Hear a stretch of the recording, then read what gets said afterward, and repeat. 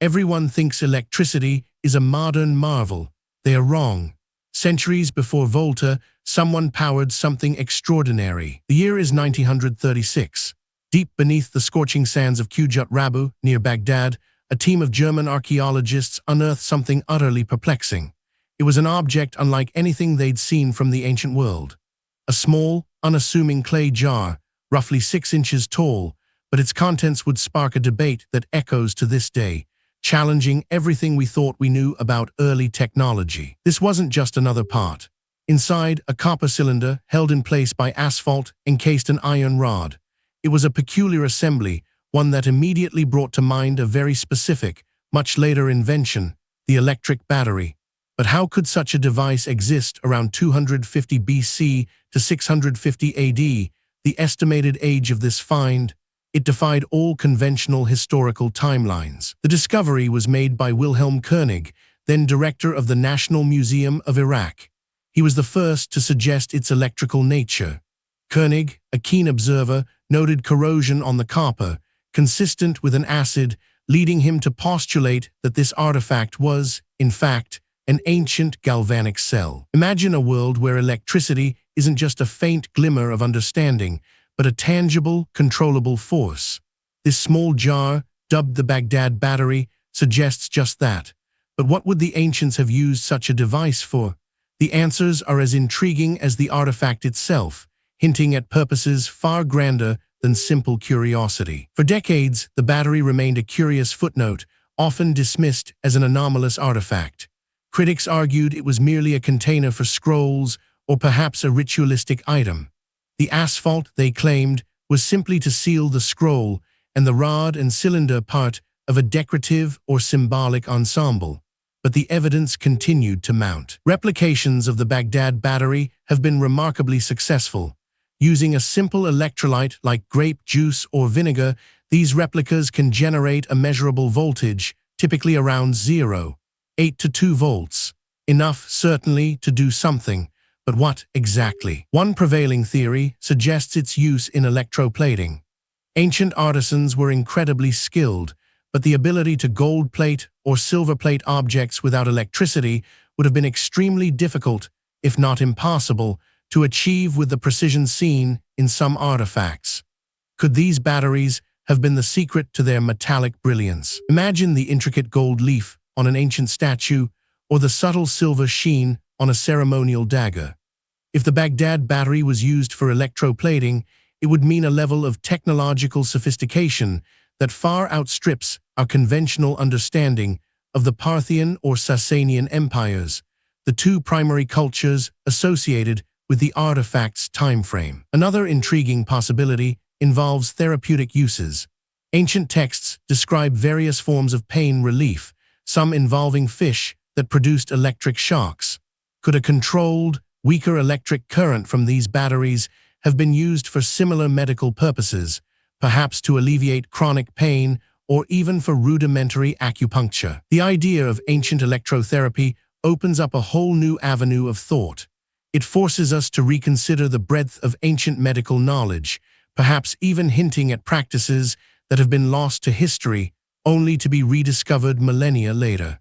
The Baghdad battery becomes a silent witness to a forgotten art. A third theory, perhaps the most controversial, suggests that the batteries were used for religious or mystical purposes, perhaps to create magical effects in temples, making statues appear to weep, or creating an aura of divinity around a priest. The manipulation of unseen forces would certainly have been a powerful tool for influence. Think of the famous Dendera light carvings in Egypt, often cited by fringe theories as evidence of ancient light bulbs. While highly speculative, the Baghdad battery provides a tangible piece of technology that could have been part of such a system. Not necessarily for illumination, but certainly for creating stunning visual or sensory phenomena. The controversy isn't just about its purpose, but also its isolation. If the Baghdad battery was a true electrical device, why haven't more been found? Its singular discovery raises questions about whether it was a widespread technology, a rare experiment, or perhaps the sole survivor of a forgotten craft. This leads us to the lost knowledge hypothesis. Throughout history, entire branches of understanding have vanished, sometimes deliberately suppressed, sometimes simply forgotten through the passage of time or the collapse of civilizations. Could the Baghdad Battery be a tiny, tantalizing fragment of such a lost science? Consider the Piri Reis map or the Antikythera mechanism, artifacts that hint at advanced knowledge far beyond what historians typically attribute to their eras. The Baghdad Battery fits neatly into this category, suggesting a more complex and nuanced understanding of the ancient world. However, skeptics persist. They argue that the corrosion could be from other substances or that the assembly was purely for storage. The iron rod could have been a spindle for a scroll, the copper cylinder a protective casing.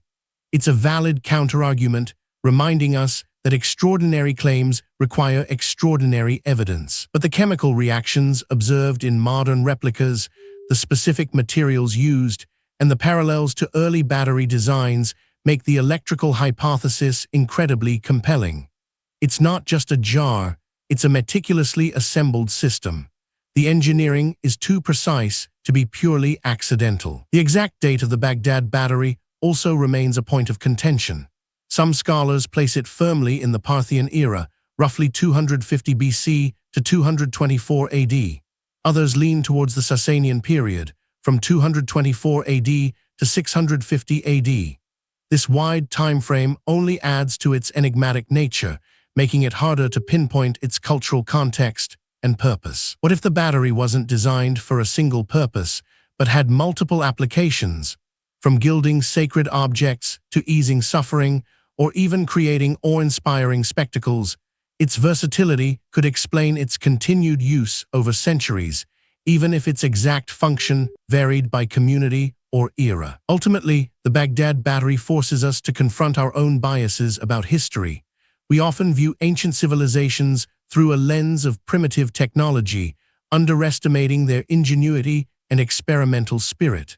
This small artifact shatters that perception, suggesting a world far more complex and advanced than we commonly imagine. It's a story not just of a curious object, but of the ongoing quest to understand our past, to fill in the gaps in our historical record.